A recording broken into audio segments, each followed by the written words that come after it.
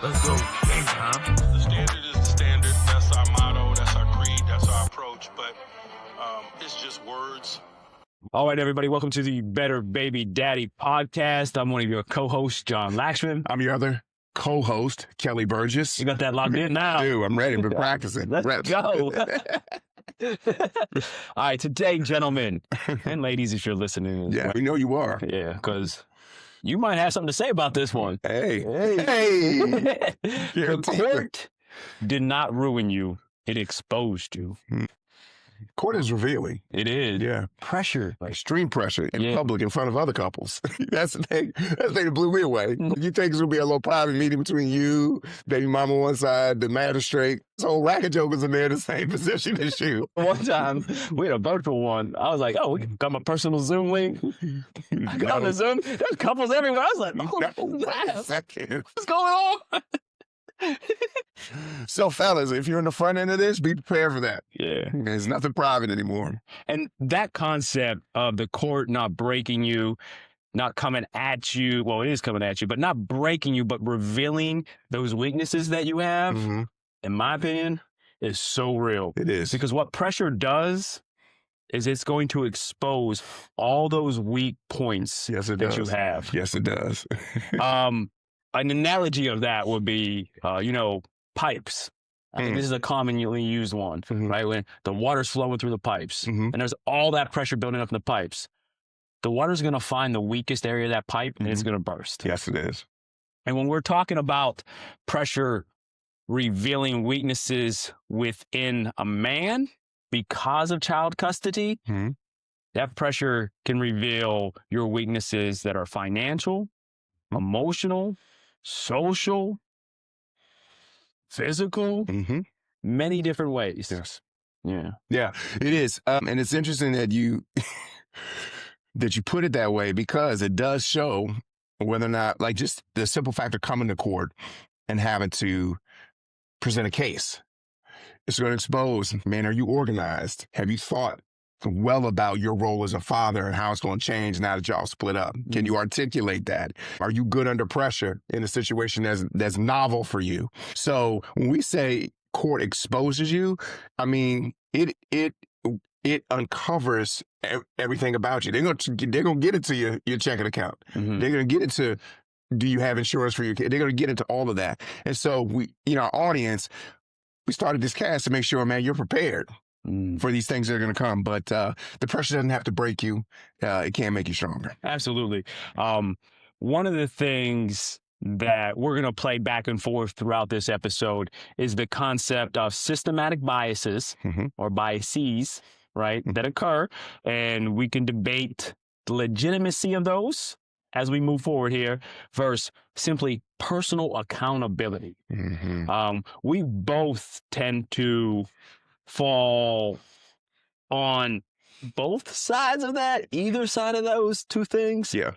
You personally, where do you kind of align? Yeah, I think I'm more towards, if I had to choose a side, I'm more, you're responsible for where you're at as a man. That at the end of the day, it's your thoughts that led to actions that lead to your life.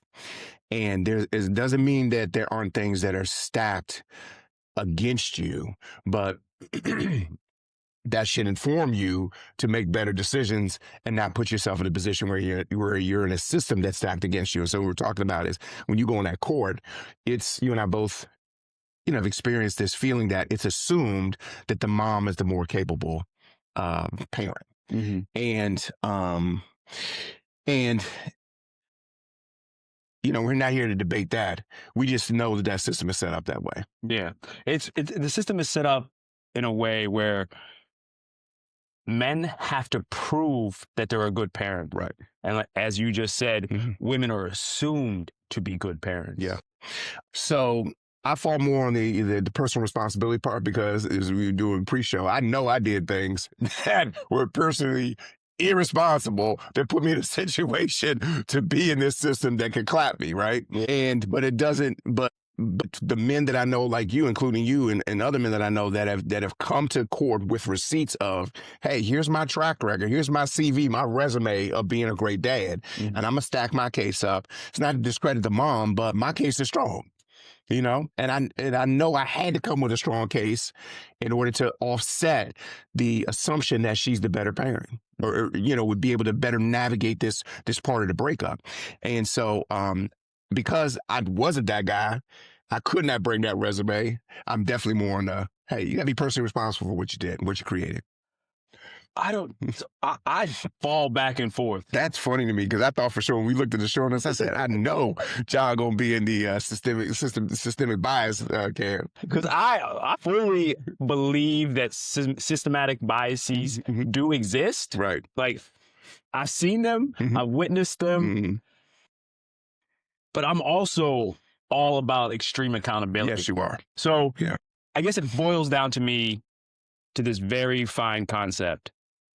The existence of those biases, those barriers, and what am I going to do about it? Right. Like, I made the decision some point in my life where I had to encounter these barriers, these biases, right? Now, what am I about to do? Right. What am I going to do that I've encountered? The decisions that I made put me in a position where I'm dealing with systematic biases. Now what? Yeah. Yeah. But like we talked about last episode, that you have a very mature, evolved approach to that. And when we talk with a lot of guys who are on the front end of that, they didn't even want to face that, that I made these decisions that put me in this position. They don't even know they're putting themselves in a position to come up against these things in court. And so because you've done such good work that we're trying to encourage other guys, kind of work we're trying to get them to do, they're going to go into it thinking that they don't have any chance or the system is rigged and there's nothing they can do about it. When the first step is, let me take inventory of what I did to put myself in this position, then you can navigate it better because your mindset is right. Yeah, absolutely. I agree with that 100% as well. Yeah. It's, all right, I did it. These are the actions that I committed that put me here. Now what's next? Right. Next best dad move, right? Next best dad move. That brings us to our second point, and that is, you know, feeling our way through, and I use the term feeling intentionally here, like feeling our way through what we perceive to be injustice versus what is literally just a consequence of actions. Right. So can you think of a time where you were really like, this is what really gets me more than the word trigger? It's unfair. It's not fair. I've been there. Look, I've been there. I've said it to myself, but that you feel like you've been wrongly done. Yeah. Like there's been injustice against you as a man. Yeah. But also there's this consequence because of your actions. Yeah. And that's the thing, you know, as parents, as mentors, you try to, I can't think of a specific example that's that clear. I do have times when more mature men who've done the work have, you know, I've come to them complaining about, usually it's complaining about the response of one of the, you know, the BMs. And one of our kind of shared mentors said, Burgess, look at your actions. How do you expect her to respond with this thing you presented on the plate? And it's like intuitively, I knew I had done things that were just screwy, but I wasn't mature enough to put myself in her shoes and eat it for what it was and really eat the consequence. Yeah. So I think that's part of our work is helping, you know, front load. Hey, these are possible consequences, man. Don't be surprised if this comes at your door. And then what are you going to do when it comes? I had a conversation with a family member recently, and I said, you know, he's kind of in a little sticky situation between a couple ladies and, you know, a couple sets of kids. And I said, worst case scenario, if this thing happens over here, what are you prepared to do if this worst case scenario happens? And for a minute, it was like he hadn't thought about that the worst case scenario could happen. I was like, the worst case scenario could happen, Joe. Like, it's not unlikely that you paying CS to two places for a minute. Like, what will you do? How much money will you have? Like, let's talk brass tacks. And then, you know, we ended up almost getting down to a $2 paycheck. I need you to sit with that while we're calm here at Starbucks talking. So you're not in a position like it's unfair. No. We talked about it. This could happen. What are we going to do? So that's a long way of saying that. Think about the consequences. It's not always injustice. Yeah. Sometimes the consequences are so harsh. They feel unjust. But when you think about it, it's like, I could have done something to kind of circumvent this earlier. Right. I always think of it in terms of I've been dealt this quote unquote unjust, unfair situation as a consequence for my actions. Right? I think we can navigate it that way. I still at times allow my brain to travel down that unjust, unfair. And I had to catch myself like, no, this is on you, man. It's on you. Yeah. And I think the first time I really felt that was when I was being told when I could not see my child. Yeah. And that had blown my brain wide open. Yeah. I'm like, what? Yeah. This ain't fair. Yeah. This is unjust. Yeah. Yeah. And yeah. that was then the second time was CS hit me. I was like, this is wild. So arbitrary. It's like your whole check. But you really got to check yourself and be like, all right, if I feel like this is unfair, can I rewind and take accountability and be like, well, it's unfair because I made this decision, I made this decision, I made this decision, and not say, well, I made that decision because she did this. No, you are in control of your decision. Yeah. At the end of the day, it is extreme accountability for what you have done that placed you in those positions. Yes. Yeah. And that's why I admire that's why I admire the work that you've done, because I've been able to kind of see it. Because you are where I was 20-something years ago, and I'm able to see you navigate it in a way that was different than me. And you're just the poster boy of just advocacy for yourself as a dad. And I think, again, you were able to do that because you owned your stuff. And then you're like, okay, here we are, but I still want this result. I still want maximum time for my kids. I know for me, sometimes I was like, not only did I feel like it wasn't worth the fight, I didn't deserve the fight because of what I had done. I know for sure that was in my brain. And I want to implore you young cats out there, whatever you've done, once you own it, then go get what you want as a dad. Don't just forfeit months and years because you made this initial set of mistakes. So there's the consequence, and then there's still, hey, if there's some injustice or some imbalance, man, still fight for what you want. I appreciate that, B. I really do. Thank you. I almost want to take this in a little bit of a different direction when we're talking about that injustice, because there are real injustices that happen in these child custody cases. And it's really difficult to wrap your mind around. And for some of you, it may be really difficult to wrap your mind around, oh, I got to take accountability for this. That may be extremely difficult because there are situations where the actions that are being committed that are negatively impacting you are being solely done by somebody else. Like there are men out there in a situation that had a child with a woman. That woman cheated, did something nasty to him, right? That led to a court date where she got child support and she got full custody. And you're like, where am I supposed to take accountability? Right. That's really difficult. Right. And can you go back far enough to the point where you saw something and you didn't step up or say something? Yeah. And you continued down a path that you knew that was wrong? Yep. Or are you saying to yourself, well, I didn't see nothing. It was all 100% her. I doubt that. I honestly doubt that, unless she was some type of like psychopath, which you might be thinking, yeah, she was. Yeah, you kind of like that on the front end. You kind of like that. Like that edge. But you saw the red flag go up. Right. And you said, but that coochie so good. Hey. But we laugh a lot because we've all been there. Yeah. You got the goggles on. But the more extreme it is in terms of the actions that she negatively committed against you, the more difficult it becomes to take accountability and not feel that you have been wrong. That's the real struggle there. It is. When you're like, look, I'm taking accountability for this, but it still doesn't justify what she did. You're absolutely right. Right. She's responsible for her actions, and you're responsible for yours. Yep. So can you just take complete ownership of your stuff? Yeah. And then on that other side, you can't worry about. You can't, because it's going to drive you down a path of lunacy and craziness and anger and frustration. Yeah. And you don't want to go there. You don't. Yeah. And I think we're just saying, man, hey, be mature enough as a man or grow into maturity where you can own your mistakes and limit the possibility of you being in a situation where you're at the mercy of a institution or a system that is really impersonal. Like when you go into that court, it's math equations and efficiency. They're not there to give you 5 hours to sort out all your stuff. They're like, ma'am, what do you want? Sir, what do you want? How much do you make? How much do you make?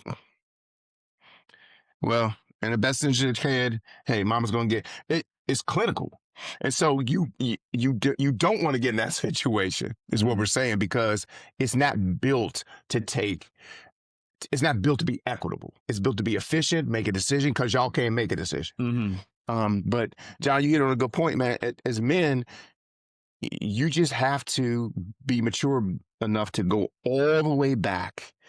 And if the bad decision was, man, I should have gone home, but I went to the happy hour, got 3, bone crushers in, and then everything was looking good, and I just happened to pick the craziest one day at the bar that night.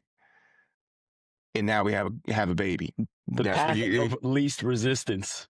We've been there, gentlemen. So that's what you got to go back to and say, everything that works from that decision, I'm still going to try to be the best dad I need to be. And that's the work we're talking about doing. I was talking with a friend real quick a long time ago about a situation that had occurred. I had just gotten to this somewhat of an explosive argument with a woman I was in a relationship with. And I'm trying to limit the name usage. But I had to drive about 4.5 hours away from the situation, because I had a scheduled okay, got you. So we get in this crazy argument. Right. I get in the car, leave, I'm driving, and about 2.5 hours, 3 hours into the trip, I hit some black ice, spin out on a major highway, smashed the car, totaled the car. Tractor trailer's coming at me. I think I'm about to this is it. Yeah. Tractor trailer swerves out of the way, misses me. And I'm so angry because I wouldn't have been on the road at that time at night. Right. My plan was to leave during the day. Right. And I don't know, but in my mind at that moment, I was like, this wouldn't have happened. And because I got delayed because of that argument, a couple hours, now I'm here in this moment. My car's total. I almost died. And I'm stranded in the middle of nowhere on top of a mountain. Right. My friend was like, dang, that was crazy. All that happened to you. Were you even more angry at her? But after that happened and I went through that process of blaming everyone else besides myself, I said, no, because I made this decision that led me to be in this relationship. I then made a decision to maintain that relationship. I then made a decision to eventually get in a disagreement and argument and carry on, let my ego build and fight through that argument. Then I made the decision to leave. Then I made the decision to drive probably a little more reckless than I should have been driving at that moment. And then that's what happened. So if I trace it all the way back, it was on me from the jump. The decisions that I made eventually led to that outcome. So I owned that. And that's tough. It is. And that's the mark of a man. I think, no excuses. I'm going to eat it. Sure, there was stuff on the other side, but I'm going to eat my whole plate. And it really drove home the importance of doing that once my kids were older and they could math the math of when dad left and, all that stuff. And they were like, man, we got questions, Dad. When you were in this, what were you thinking when you were in a situation? And you have to be honest. You don't give them all the dirty details, but it's like, you can't shade it. But there's a freedom in that. And then you almost feel like, oh, okay, it wasn't so bad. Now let's move on to the present and make the present the best. Yeah, that was the past. Your dad, I was that man. But now I'm this man here with you trying to make the best of what we got. That's what we want you guys to know. It's like, hey, man, you got to get to that point. The longer you delay that, we talked about that last episode, what you avoid is going to chase you down. It's going to come and it's get going to find you. So look for the thing you need to confront it. Otherwise, you will put yourself in situations where systems can say, hey, we're going to make the decision for you because you weren't mature enough to own the whole thing. Hey, you're going to own this portion of it right here. Right. Absolutely. Yeah. When you're, as you put it, eating everything on your plate, and sometimes eating stuff off of other people's plate as well, Mm-hmm. because that's what men do. Mm-hmm. You're going to need the ability to emotionally regulate. Mm-hmm. I cannot stress how important it is for a man to be regulated emotionally. That doesn't mean suppress things. That doesn't mean avoid things. It means to deal with them, reflect on them, Mm-hmm. process them, experience them, and then allow them to dissipate into the atmosphere, essentially, Yeah. right? And that regulation will save you in so many situations. Yeah. And you can't start early enough on that. Mm-mm. Learning that skill. No. I can't tell you how many times where I was unregulated. Mm-hmm. It never led to good. It felt great in the moment. Like we talked about last, man, it feels like, yo, I'm the man.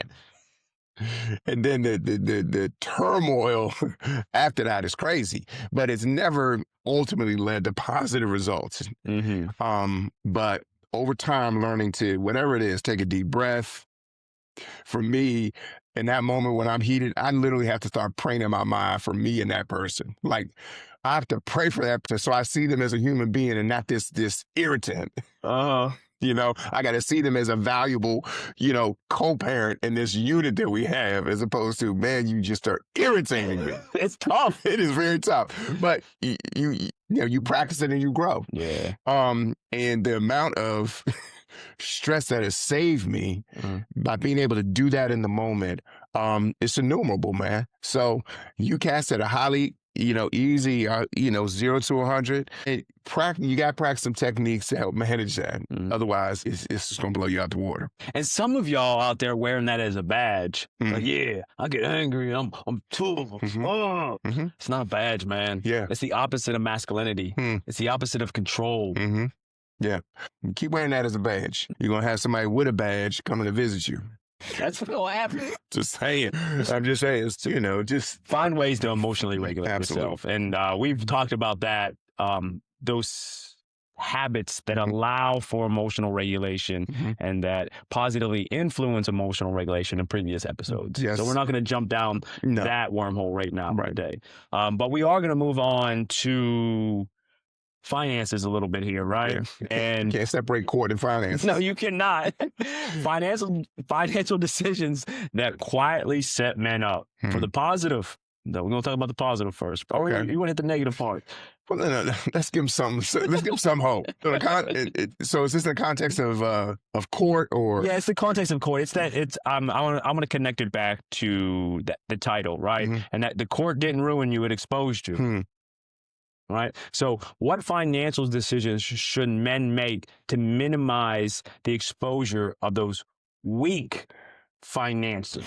Yeah. So if you're on the front end of being a baby daddy, okay, CS is getting ready to hit or just hit, you need to get a second job. You better strengthen your financial house. You better strengthen your income sheet because once you get exposed to court, chances are you're going to be paying some child support and you're going to need to supplement that. So, a good thing is to prepare for that and begin to stack your bread early so you can move with that when that blow comes. And not a blow, but when you move with that, when that responsibility comes. When that systematic bias occurs. There's some tricky math that happens in there. There's some tricky, when they bring them spreadsheets out, they're plugging numbers in, and you see that bottom line, it's like, how in the world did y'all? How did we get that? And I'm paying insurance too. What? Oh man, I'm thinking now. It's just it's different. It is different. So you can be I think at the end of the day, it can just come under the umbrella of being proactive. I agree. Yeah, don't be reactive. Being proactive. Yeah. One of the things, if I could go back in time when I first got hit with it, I would do this, and that is, all right, I'm paying this amount per month. How can I create this amount a month extra and not consume an exorbitant amount of time in doing so? So what's the least amount of time I can take out of my day or out of my week or out of my month to make this extra amount of money? Right. And that's what I would work towards. Yep. That would be my blueprint. Yep. And keep stacking that. I think, if I was to do it again, I know we've talked in previous episodes about just certain financial guideposts or mileposts you want to hit. So if you're just starting from scratch, you've never saved $1, saving $1,000 like your first thing. I would save 1.5x of whatever the normal person would have to save. So if the normal person has to save $1,000 as a cushion, you as a better baby dad, you need to save $1,500 because you're just more exposed. Yeah. If the next move is, hey, save a month's salary, you need to save a month and a half or 2 months salary first as your initial thing. Mm. So, be proactive and just hedge a little bit towards being even more conservative with what you got to do. I agree with that 100% as well. What about some bad decisions financial dudes do that put you in a situation where it's exposing your irresponsibility and subsequently putting you in a situation where you could be exposed to some biased systems? Well, let's see. Buying a new car when we don't need it. Moving into the nicest apartment building that we can possibly find when we don't need to be doing that. I did that, boy. Staying as fresh as we possibly can, from the sneakers to the hat. Getting involved with another relationship. There it is. That might be the most expensive one. That's an expensive one. That's a really expensive one. Yeah. We got brunch. We got dinner dates. We got travel. We got all these different things. Those are going to compound, as we've been saying lately, compound that impact of negative finances. Yeah, and I sense some tension in the audience there because we've done that. Particularly, it's easy to go to the low-hanging fruit. You're in a situation, you broke up with your baby mama. It's tense. You just want some relief. That's all. You just want to lay your head down someplace, get some strokes, verbal strokes. You're doing a good job. You're a good dad. And then you find yourself in a situation where you've created another baby mama situation. And that move right there put you on a whole nother lane financially. It doesn't just double your worries. It probably quadruples or 8 or 10 times your worries. And so we're cautioning you to not make those kind of negative financial moves. You want your finances to be a stress reliever, not a source of your stress. Agreed 100% there as well, man. You have to find a way where you're minimizing unnecessary spending and really go through and what is really necessary and what's not necessary, and not thinking with think with this head up here, right there, the one on top. That's what we're gonna do. That's the important part right there. Yeah, not saying it's easy. No. We're wired to you think the other way, particularly in times of stress. Yeah, that thing is a great stress reliever. It is in the moment. Yeah. Long term though, it can cause you some problems if you don't manage it. So not to belabor it, but make sure your money helps you out and doesn't hinder you. Yeah. Create a plan, stick to the plan, live that plan. It's that simple. Moving forward a little bit, it's extremely important. And we tend to end on this. It's that circle, those people around you. There are going to be people in your circle that either are going to fuel your bitterness or your bitterness of your perception about what's occurring throughout the courts, or who push you to take accountability. Yeah. So you either have people that fuel the bitterness or push accountability. Yeah. And understanding the difference between those two people is essential. It is. Particularly in its critical early stages. You got to have people around you that see the best you can become, but don't pussyfoot in terms of what it's going to take for you to become that best person. Right. It's easy to have a lot of yes men and yes women around you. But when you're trying to grow into a better baby dad, you got to have some, I love that term, you got to have some yankers, some cats that's yanking you towards the better you. And you won't always like it. It's like having that gym partner who's super dedicated, does not let you slide, and presses you out to failure every time y'all go in the gym. You just a wreck the next day. But the results are beautiful. if you put the time in. Yeah. You gotta volunteer yourself to be around people that are going to challenge you to grow to the person you want to be. Yeah, surround yourself with those individuals. Spend more time with those individuals. That bitterness, those people that fuel your bitterness are going to be people that say, man, that is unfair. Why you got to pay all that? Now you got to work 2 jobs. That's stupid. Well, she's sitting at home doing nothing. That fuels the bitterness. It's rocket fuel for the bitterness. And then those people that are going to yank you, that are going to hold you accountable. Listen, brah, you slept with her. Yeah, yeah. And I told you beforehand that she seemed a little off. You like that off. You love a little off. And now here we are. Hey, but it doesn't mean that your buddies don't say that is unfair. Yeah. But then they got a bias towards action about, hey, you control what you can control. Don't sit back, keep talking about it, and not do anything in your camp to better your situation. Bitterness is a beastly thing. And when you get down to the root of it, it's unrecognized. What's the word I'm looking for? You haven't accepted your responsibility for where you're at. Okay. You know, you're deflecting anger. It's unresolved anger at somebody else or yourself, and you haven't moved on. And if you look at that person and you can't, and you know, 5 years down the road, they still listening to that same response to you, you might have a bitterness problem. You gotta release it. You know, hey, it happened. They did what they did. I'm staying in my lane and accept full responsibility for my part of it, and then we're gonna keep pushing. But if you don't, man, that thing can completely warp your view of that person and your ability to see your situation for what it was. Absolutely. Not only that, it's this like self-fulfilling prophecy, essentially. Like someone feeds or fuels your bitterness increases. Then that same person fuels it even more. Because now you're talking about, yeah, that is unfair. And they're like, yeah, it is unfair. And then just this cycle of like, I almost want to say this narcissistic view of the world where everyone's attacking you and coming at you. Right. It's a crazy thing. But, you know, you got to forgive yourself and then do the work. You got to forgive them and let, you know, God work on them. But if you don't, it's like a cancer. It just grows. Yeah. It doesn't just dissolve. Yeah, that's a nasty thing is bitterness. But be around positive people. Yeah, it is. Be around positive people who are yanking you toward the future self that you envision. Yeah, and people that are going to keep it real with you. That's the number one thing. I don't know how many times we've said that, but you have to find that tribe of individuals that are going to call you out when you need called out, and you're going to be like, that's BS. They can call BS on. Yeah, right. That side is like, You right. Yeah. You right. You right. You right.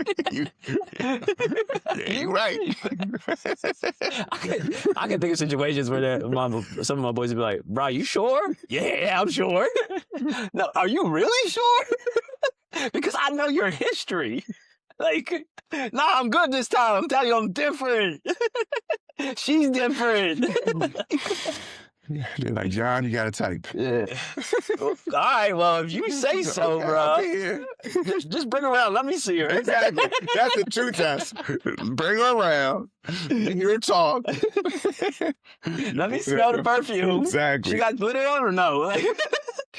Glitter, not glitter. Oh, man.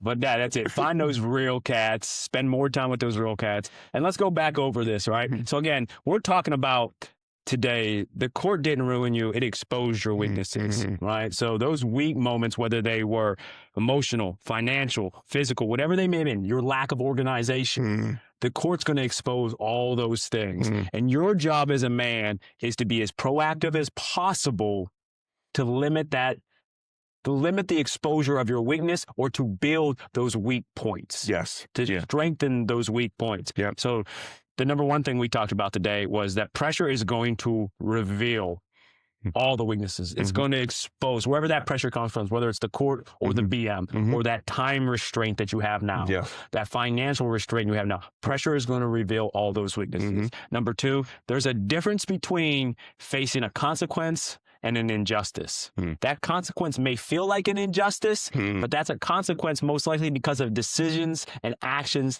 that you have done. And it may feel unjust. It might be unjust, but you still got to own it. Yeah.